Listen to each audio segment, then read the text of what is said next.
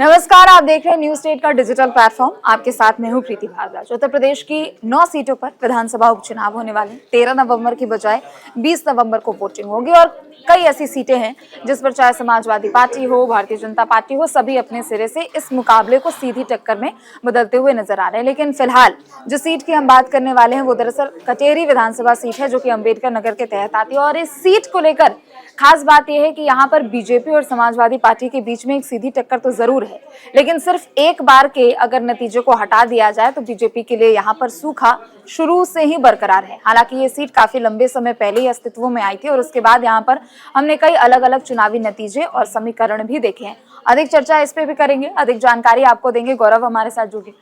गौरव, कटेरी विधानसभा seat ऐसी seat है जिस पर अभी फिलहाल समाजवादी पार्टी और बीजेपी के बीच में सीधे तौर पर टक्कर नजर आ रही है, लेकिन ये ऐसी सीट है जहां पर एक तरीके से आप कह सकते हैं कि 1991 को हटा के देखा जाए तो बीजेपी के लिए सूखा बरकरार है। अगर हम ऐतिहासिक परिप्रेक्ष्य में जाते हैं तो हमें सबसे पहले ये देखना होगा कि ये सीट अस्तित्व में कब आई। बिल्कुल 1962 में सीट अस्तित्व में आई थी। अभी तक 16 आम चुनाव हो चुके हैं इस पूरे विधानसभा सीटों पर। अगर हम बात करें तो बीजेपी सिर्फ 1991 में एक मर्तबा है इस सीट को जीतने में कामयाब रही है। उसके बाद कांग्रेस, निर्दलीय, सपा, बसपा का यहाँ पे जो रहा है। लेकिन अभी का जो फिलहाल का जो चुनाव है, जो 2022 का चुनाव हुआ था, इसमें लालजी वर्मा समाजवादी पार्टी की तरफ से चुनाव जीत रहे थे। हालांकि अभी वो लोकसभा में चले गए अम्बेडकर नगर से। उनकी जगह पे समाजवादी पार्टी की तरफ से शोभावती वर्मा को टिकट दिया गया है, जो लालजी वर्मा की पत्नी है। और बीजेपी ने एक ओबीसी कार्ड खेलते हुए धर्मराज निषाद को टिकट दिया। बिल्कुल। देखिए, अगर हम इस सीट की बात करें, जातीय समीकरण की बात करें, तो यहाँ अनुसूचित जाति लगभग 1 लाख के करीब है। निर्णायक वोटर की संख्या है, 50,000 ब्राह्मण वोटर है, 30,000 क्षत्रिय वोटर है, और लगभग अगर हम बात कर लें कि कुर्मी वोटर 50,000 के करीब है। तो एक देखिए कि जो कुर्मी वोटर और निषाद वोटर एक बड़ा आप जब वोटिंग होती है तो उसमें बड़ा निर्णय, क्योंकि ये दोनों जातियां बड़े तादाद में घरों से निकल के वोट डाले जाते। तो इस वजह से बीजेपी ने जैसे समाजवादी पार्टी की तरफ से कुर्मी जब उम्मीदवार उतारेंगे तो बीजेपी ने निषाद उम्मीदवार उतार के एक जो पीडीए का फॉर्मूला है एक तीर से दो निशाने समाजवादी पार्टी का, निषाद पार्टी वाले उनकी भी वोट बैंक बचा लिया, उनको भी खुश कर दिया। हालांकि टिकट तो बीजेपी का ही है। टिकट बीजेपी का भले हो, लेकिन जो निषाद समाज के राष्ट्रीय अध्यक्ष संजय निषाद, उनकी जो राजनीति रही है वो निषाद पार्टी के निषाद समाज के इर्द गिर्द रही है। तो इस वजह से अगर भारतीय जनता पार्टी तरफ से किसी निषाद को टिकट दिया गया है तो कहीं ना कहीं एक तरह से संतोष की भावना अंदर उनकी होगी। आपने देखा होगा इस सीट पे जब जो स्क्रीनिंग कमेटी थी, जब सीट की तरफ से स्क्रीनिंग कमेटी के 3 पैनलिस्ट के नाम गए थे तो उसमें एक अवधेश द्विवेदी का नाम गया था, जो बड़ा महत्वपूर्ण था। अवधेश द्विवेदी अभी जो फिलहाल के जो हालात है कटेरी विधानसभा उपचुनाव की सीट को लेकर, तो वहाँ 2 चीजें बड़ा वो कर रही हैं, क्लैश कर रही हैं। एक, समाजवादी पार्टी के जो वोटर हैं, चाहे वो यादव हो और चाहे अन्य जाति के हो, उनका एक सवाल है कि क्या लालजी वर्मा ही यहाँ पे क्या लालजी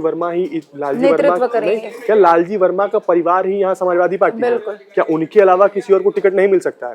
और दूसरी तरफ जो बीजेपी के लोग हैं उनका मानना ये था कि अवधेश द्विवेदी जो थे वो लंबे अरसों से बीजेपी की राजनीति करते हैं, कटेरी विधानसभा सीट से कई बार दावेदारी कर चुके हैं, तो उनकी स्थिति इस बार मजबूत थी। ब्राह्मण वोटरों में उनकी अच्छी पैठ है, 50,000 के लगभग ब्राह्मण वोटर है। तो इस वजह से बीजेपी जो वहाँ के उनके स्थानीय समर्थक थे वो चाह रहे थे अगड़ों का तो वोट अपनी तरफ खिसका लिया जाए। तो इस वक्त पूरा चुनाव एक उलझा हुआ दिखाई दे रहा है। कटेरी का जो पूरा चुनाव है उलझा हुआ समझ में आ रहा है। तो अभी स्थिति साफ नहीं हो पाई, लेकिन जो मुकाबला है बहुत दिलचस्प मोड़ पे आ गया है और फिलहाल जनता तय करेगी किसको वहां का सत्ता देना है। बिल्कुल, शुक्रिया गौरव आपका। पंकज सर भी हमारे साथ जुड़ेंगे, वो भी आपको इस सीट के समीकरण भी आपको बताएंगे। देखिए, 9 विधानसभा सीटों पर उपचुनाव होने वाले हैं। हालांकि अगर इस परिप्रेक्ष्य से देखा जाए कि कौन सी पार्टी कौन सी सीट पर सबसे ज्यादा मजबूत है, तो निश्चित तौर पर अगर कटेरी विधानसभा की हम यहाँ पर बात करें तो बीजेपी के लिए एक लंबे अरसे से यहाँ पर जीत के लिए काफी ज्यादा जद्दोजहद की जा रही है। सिर्फ साल 1991 में बीजेपी ने यहाँ से जीत दर्ज की थी और उसके बाद से लगातार बीजेपी का कोई ऐसा प्रत्याशी नहीं आया, या फिर आप यूं कह लीजिए कि जनता की तरफ से ऐसा कुछ समर्थन नहीं मिला, जिसके कारण बीजेपी यहां अब तक सूखा झेलती हुई नजर आ रही है। पंकज सर भी हमारे साथ जुड़ रहे हैं। पंकज सर, कटेरी विधानसभा सीट बीजेपी और समाजवादी पार्टी के बीच में सीधी टक्कर है, लेकिन 1962 में ये सीट अस्तित्व में आती है और 1991 के बाद और अभी तक बीजेपी के लिए वो सूखा बरकरार है। आपको क्या लगता है, इस चुनाव में कुछ नया होगा, बदलाव होगा? 1962 के बाद अभी तक यहाँ पे कटेरी सीट में 16 जो है विधानसभा चुनाव हो चुके हैं, उसमें से सिर्फ 1991 में एक बार बीजेपी का यहाँ जीती है। खाता खुला था और यहाँ से अनिल तिवारी जीते थे। तो बीजेपी 1991 से लेके अब देखिए 24 हो गया, मतलब आप 91 और 24 को ऐड कर दीजिए तो तकरीबन 33 साल से बीजेपी यहाँ 3 दशकों से ज्यादा 3 का दशकों समय। से बीजेपी का खाता नहीं खुला है। तो बीजेपी ने इस सीट को काफी रोचक बना दिया है और आप इस सीट का अंदाजा इस बात से आप लगा सकती हैं, जो सीएम योगी खुद इस सीट पे उनके खाते में जो इतना 5 जो बीजेपी जिम्मेदारी दी गई है वो सीएम योगी की यहाँ पर दी सीएम गई है। योगी की जिम्मेदारी है और ये वो सीट है जहाँ पे बीजेपी का सिर्फ एक बार खाता खुला है। उसके बाद से अगर समाजवादी पार्टी के नजरिए से देखें तो ये सीट समाजवादी पार्टी के लिए भी डू एंड डाई वाला सीट है और समाजवादी पार्टी ने अखिलेश यादव ने शिवपाल सिंह यादव को, अपने चाचा को, यहाँ से ये बनाया है, मैनेजमेंट उनको पूरा वो सीट की जिम्मेदारी दी है और शिवपाल यादव लगातार इस सीट से चुनाव प्रचार करते आ रहे हैं। बिल्कुल।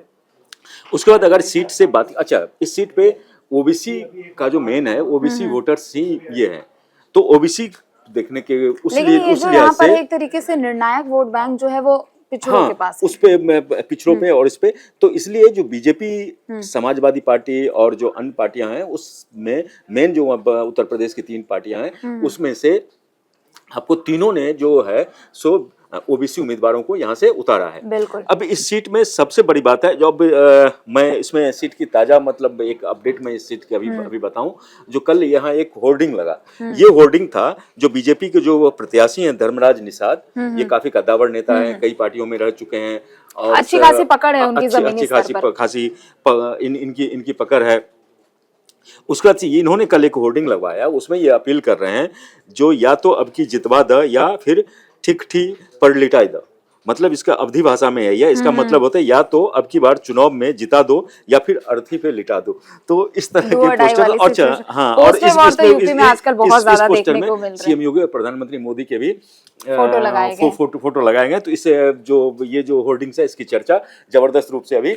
लेकिन चूंकि देखिए आप की 33 साल बाद एक तरीके से बीजेपी के लिए ये, अगर बीजेपी, हालांकि ये बहुत जल्दी है कहना, चुनाव भी अभी नहीं हुए हैं, लेकिन अगर कुछ ऐसे नतीजे अगर हम भविष्य में देखते हैं तो एक बहुत बड़ी जीत, बहुत बड़ा उलटफेर होगा। सीएम योगी के नजरिए से देखें तो अगर उनके ऊपर जिम्मेदारी अगर दी गई है उस सीट की, तो अगर वहां पर कुछ कमाल होता है तो वो भी बहुत दिलचस्प होगा। सीएम योगी को जिम्मेदारी दी नहीं गई है, सीएम योगी ने इस सीट की जिम्मेदारी ली है, क्योंकि इस बार उत्तर प्रदेश में जो लोकसभा चुनाव के बाद बीजेपी ने उनको फ्री हैंड दे दिया था, जो उपचुनाव आप कीजिए और जहां मर्जी आप जाए, जिसकी भी जिम्मेदारी जो करना है आप कीजिए, लेकिन हमें उपचुनाव में जीत चाहिए। तो बीजेपी की तरफ से सीएम योगी को इस बार फ्री हैंड दिया गया है, जैसा सीएम योगी का पहले कहना था जो लोकसभा चुनाव में हमें उस तरह से हमें जो चाहिए था उस तरह से हमें समर्थन नहीं मिला और उस तरह से ये नहीं हुआ, तो उसके बाद इनको दिया गया, इनको फ्री हैंड दिया गया और इन्होंने इस उपचुनाव को अपने इसमें खाते में रखा और ये लगातार वहां ये कर रहे हैं।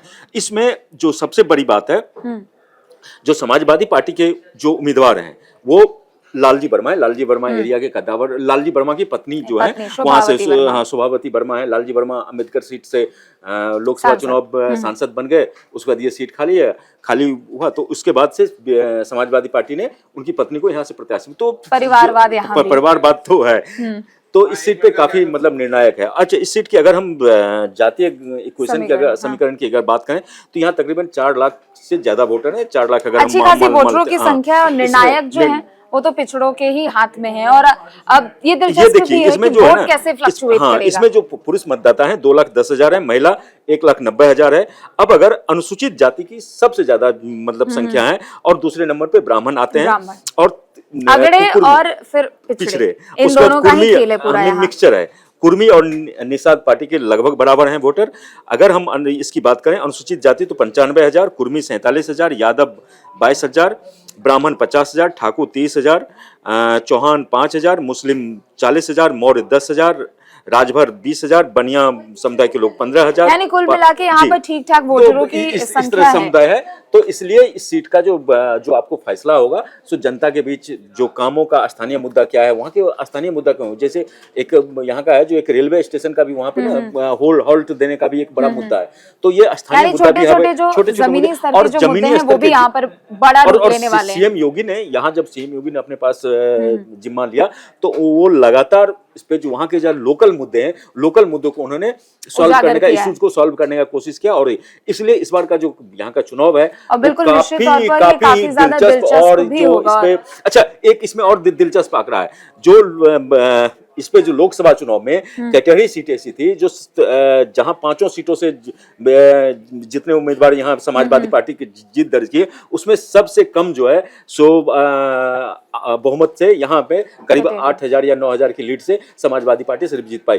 तो इस लिहाज से ये सीट काफी दिलचस्प है समाजवादी पार्टी के लिए। इस सीट को रिटेन करना काफी चुनौतीपूर्ण है और बीजेपी हो सकता है जो तकरीबन 3 दशक का जो सूखा है उस सूखा को बीजेपी। बहुत बहुत शुक्रिया पंकज सर आपका। तो कटेहरी विधानसभा सीट, ये वो ऐसी सीट जो कि बीजेपी के लिए एक बहुत बड़ी, अगर जीत मिलती है तो बहुत बड़ा लिटमस टेस्ट उसके लिए साबित होगा 2027 के विधानसभा चुनाव के लिहाज से। लेकिन फिलहाल के लिए सिर्फ इतना ही। आप देखते रहे न्यूज स्टेट। नमस्कार।